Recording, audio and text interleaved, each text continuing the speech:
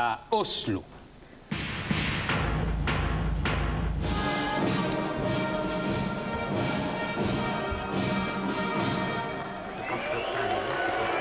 L'hymne tricolore sifflé, c'est le seul moment de la partie où les manifestants contre les essais nucléaires dans le Pacifique se feront entendre.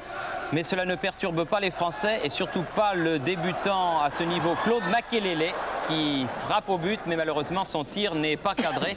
C'est la première occasion française. Sur le côté gauche, Lissarazu, appelé à remplacer Eric Dimeco, s'entend évidemment fort bien avec Zinedine Zidane. Ses centres sont précis. Il trouve là la tête de Coquard, mais le grand torse vert est bien placé, d'autant plus que l'Auxerrois est excentré pour frapper son ballon de la tête. Occasion très sérieuse pour les Français, mais il y en aura une également très sérieuse pour les Norvégiens, avec une tête de Rekdal sur l'angle de la transversale et du poteau.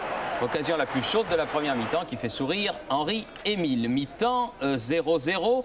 En deuxième mi-temps, les Français prennent carrément le match en main avec Claude Makelele, superbe de culot, mais il lui manque juste la finition à 2 reprises pour ouvrir à la France le chemin d'une victoire qui aurait contrarié Egil Olsen. Thuram est aussi très en vue, Makelele se multiplie, on voit beaucoup les Français, Makelele là encore manque son tir et cela se termine en corner. Les dernières actions seront partagées, mais la domination territoriale restera française avec une superbe intervention de Lilian Thuram. Très à son affaire, match nul, 0-0.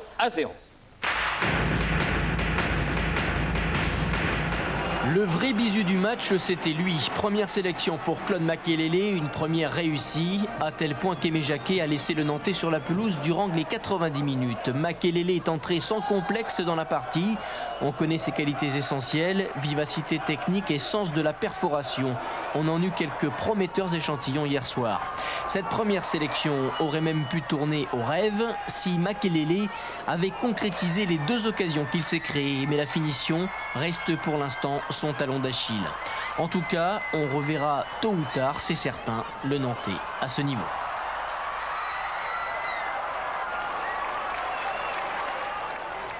Lilian Thuram en était pour sa part à sa 3e sélection. À un poste de latéral inhabituel pour lui, il a dominé son adversaire direct, en particulier dans le domaine aérien. C'est l'une des satisfactions du match avec Bixente Lizarazu. Offensivement, il n'a pas apporté autant qu'il l'aurait souhaité, mais il est tout de même accrédité d'une bonne prestation. Christophe Coquard, lui, n'est bien entendu plus un débutant, mais cette 8e sélection, après 16 mois d'absence, équivalait à un nouveau départ. Attaquant esselé dans une position centrale inédite pour lui, son rôle était particulièrement délicat. L'Auxerrois a eu le mérite de bien se battre. Il aurait pu marquer sur cette superbe tête. Pour le juger réellement, il faudrait le revoir dans d'autres conditions.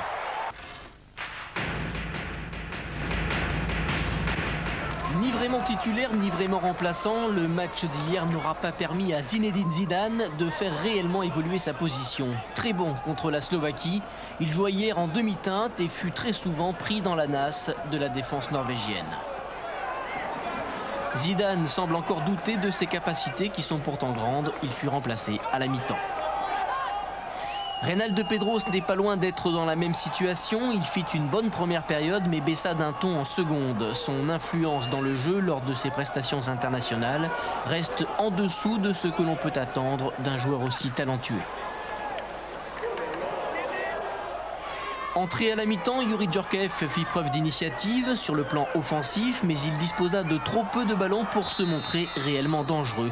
Des ballons, Corentin Martins en eut encore moins au cours des 20 minutes qu'il passa sur le terrain.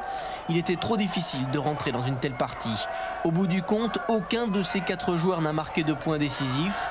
Aimé Jacquet suivra certainement leurs prestations en championnat d'ici le 16 août avec beaucoup d'attention. On n'a pas pris de but, on est satisfait. Ce qu'il faut retenir aussi, c'est quand même on a eu le monopole du ballon tout le match, ça c'est un point important. On a essayé de faire ce plus rapidement possible. Je pense qu'on a fait un petit peu trop de précipitation dans la finition. Mais c'est vrai que dans l'ensemble du match, on est ravis, surtout on n'a pas encore perdu et surtout 0 but, c'est assez satisfaisant. Il n'y avait pas beaucoup d'attaquants, mais je crois que justement il y a une bonne disposition. Puis ça a permis aussi à de jeunes joueurs de pouvoir s'exprimer au niveau international et puis à d'autres de se remettre un petit peu, je dirais, en route. Et je crois que c'est une bonne chose. Chaque match de l'équipe de France, quand j'ai l'occasion de jouer, étant donné que je suis plutôt dans une place de remplaçant, c'est l'occasion pour moi de prouver quelque chose. Alors bon, évidemment, je suis peut-être plus motivé que d'autres, ou en tout cas aussi motivé que ceux qui n'ont pas souvent l'occasion de jouer. Donc à chaque fois, j'essaye de faire évidemment le maximum. J'espère que je reviendrai, mais je suis un peu déçu de la façon de se dérouler. Les actions que j'ai pu rater devant le but. Il restait 20 minutes à jouer, donc je dis je vais me défoncer pour l'équipe, essayer de ne pas prendre un but pour ne pas être le chat noir de l'équipe. Donc ça s'est bien passé. J'aurais aimé qu'on gagne, enfin. J'espère que ce soir il est satisfait et que dans son esprit il se dit que bon, un jour s'il y a une place sur le côté droit ou même dans l'axe, parce que j'y tiens aussi, qu'il peut faire appel à moi, quoi.